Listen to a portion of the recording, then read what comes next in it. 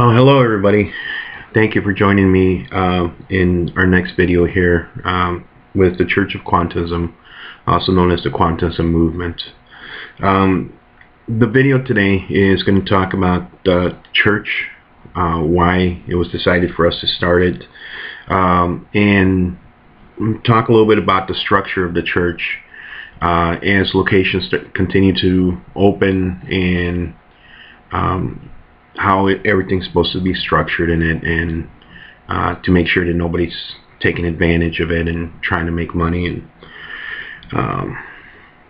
so we're in a good situation with them. So the church is actually based on the book. I have the Church of Quantism, which is the same book as Quantism movement. It's just set up a little differently, but all the knowledge is the same in it. As a group with a purpose, we do need a place to gather, so that's why we need a church. The way the church needs to be set up is as a place where people can seek help and religious counseling. The church also can't have a lifetime elected official or other so-called prophet, priest, or anything that could change the church's purpose and or corrupt the purpose of gaining power for the purpose of gaining power. We don't want that. Out of the group of people that wish to establish a church location, a church leader is elected. So the people who come together, they're going to elect someone to be the leader. They can't serve more than 10 years. The reason for that is because I don't think it would be right to have somebody literally becoming a dictator on everything having to do with the church. The members are the ones that actually make decisions for the church as long as they follow the original mission. The church members can impeach the church leader if they feel that the leader is not leading the church in the direction that it needs to go. Let's say the church leader was elected, did a great job, prior to winning, and now they're starting to act differently. Suddenly the church leader seems very fake, judgmental, angry, unkind, hypocritical. As a group, we would need to talk to the newly elected church leader. Maybe something is happening at home or an illness. We need to make sure him or her is aware of the things that are not running well. If there is no change and there's nothing that we could do, then we need to impeach the leader and have a new election. The church leader is a very important role. He or her is the face of the church, and the one that shows not just our members, but all how great our church is. Any money that's raised is just to pay for rent for the space and necessary bills. A church is not allowed to gain wealth. So, we're not, how can I put it? I don't know if you've gone to some of these churches where they have these giant, religious symbols, made of gold and silver and stained glass, that's a waste of money. Unless, we're renting a church that, already look like that when we're renting the property, we're not going to be spending money on things like that. We're a non-for-profit, and honestly, doing all these things is not good. A savings account can be opened for projects where we can help others. So, for example, if there's we're raising money for a school, try to get shoes for children in the poverty area, trying to, help something, then yes, we're going to have that. That's our purpose, is to help people. So, yes, we can raise money for those things, but we're not raising money for a new Cadillac for the for the religious leader or the priest. We're not going to be doing that. Regular service would be people gathering under a current church leader. So our church service is a little different. The church service would start with a few moments of silence for meditation, for reflection, and for clarity. The next part will be reiterating our mission of universal ethics and the greater purpose of our organization. The third part of the service is going over current and future projects throughout the community, states, country, internationally, etc. The final part of the service is a self-help part, where church members in need of counseling or advice can talk to other members and possibly, find possible solutions on working to help someone in need. No one is ever forced to get help or forced to discuss their problems with the other church members. The self-help usually isn't an intense conversation like addiction or abuse, but some advice needed from other church members, would be very important there. There will be days in the church when there will be disagreements. We're all human, so that's going to happen. It's a normal part of life. The problem is when the same problem is brought up week after week after week with no solution. Those are the things we need to try to avoid. Honestly, who is going to want to come to church? The best way to handle an argument is by voting in which direction to go. As long as that direction does not go against our ethical values, then we will do whatever the majority has decided. If the majority is deciding to do something that's going to be unethical against universal ethics, it can't be done. And then the argument's going to end there. If there's a tie in the votes and the following week both parties will get a chance to present their argument and then a revote. The decision is made and that would be the end of that. If the vote is still tied, then the compromise needs to be reached. If no compromise can be reached, then the subject is kicked out of the discussion. If it is something that would affect current activities, whatever was in place prior to the activity will continue. Because of the need of counseling groups like Alcoholics Anonymous and other self-help groups should be allowed to gather in the church as long as regular services are not interrupted. Monthly service fee could be charged if needed, only if it's needed, and never up to current business rental charges.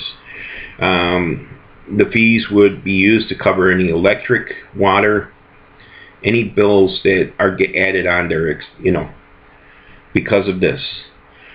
Each group that meets needs to be responsible for cleaning up the area they use. In other words, they can't be leaving messes for church members to clean.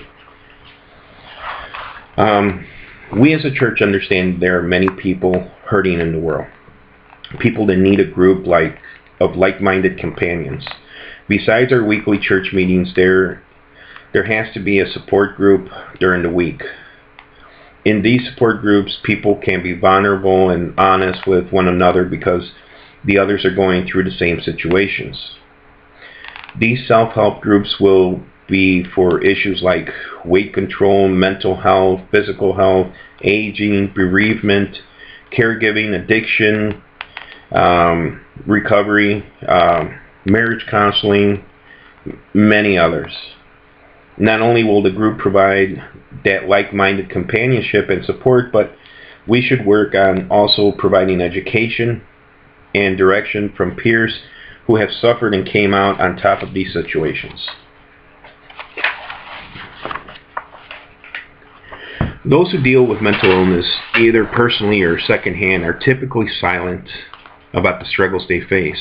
In our society, there still exist a lot of stereotypes about mental illness, and because people either don't want to deal with it or they've been hurting.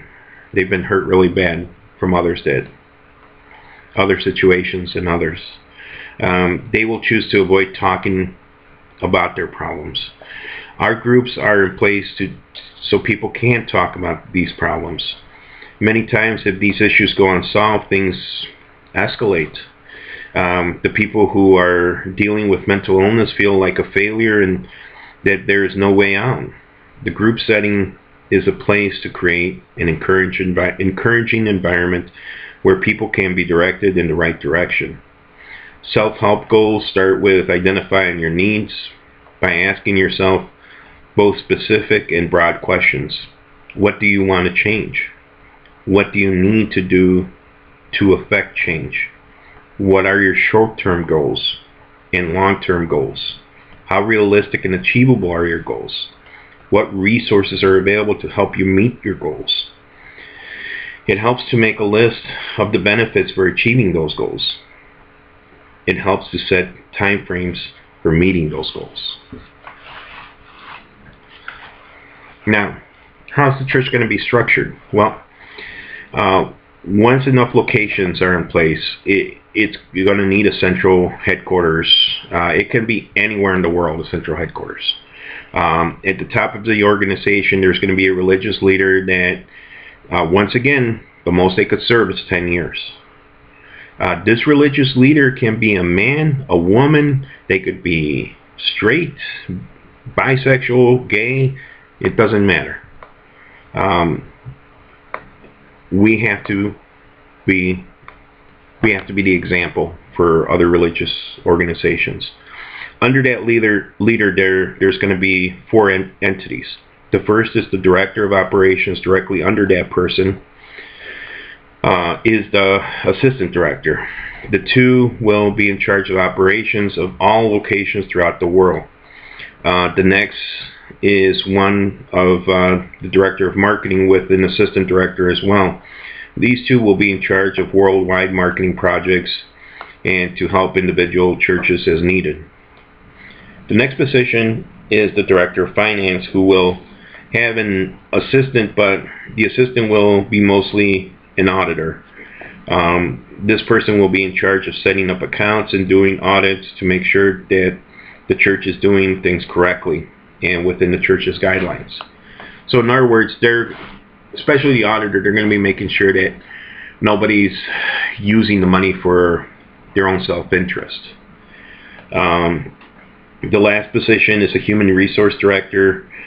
These positions will need to be paid positions. The HR director is the only position that is not an elected position. He or she will hire and fire as in any other job. The headquarters cannot be an elaborate building. It could only be a building that is practical for its use. Once again, no expensive religious things, no stained glass windows, none of that. I mean, nothing that will take away funds from the main purpose, and that's to help others. All of these positions will be paid the same, as they can never be paid more than the current middle class income for that year. Just to be clear, I'm not saying upper middle class. Church funds are needed for the mission of building a better future for all humanity, and that needs to be the focus. So if somebody thinks they're going to be getting into this to make money, you better go someplace else. The board of directors is made up of 3 inside directors, which are the director of operations, the director of marketing, and the director of finance.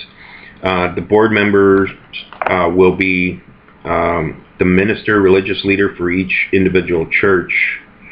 The other board members, they're going to be, so for each church, the religious leader is going to be part of that board for central headquarters. As the organization starts to grow, it will need to be a regional supervisors for each area that will make up the board. Those regional supervisors will vote on discussions based on the results of their region's decisions on a subject that is up for vote. The individual board members are bound to the same rules as the main religious leaders, and that is that they are elected for 10-year terms. The only exception is if the church is so small, which it will be at first, from what I'm hearing, a couple of the groups that have talked to me already.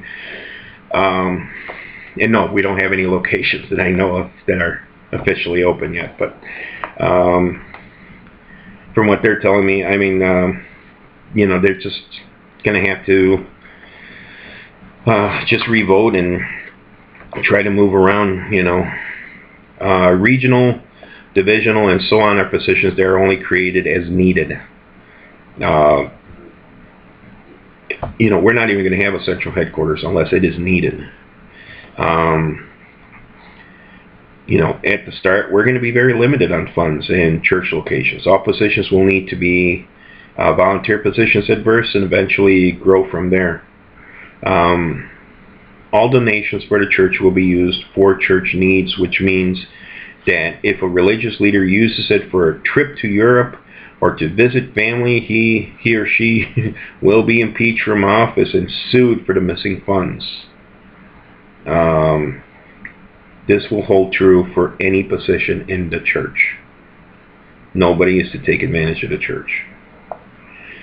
The individual churches will all have similar structure. The minister/church leader will be the elected individual with a 10-year term. The person will have a secretary and a maintenance person. The minister of the location is a small business owner in the sense that he or she will need to take the lead in marketing and mentoring, monitoring church activities.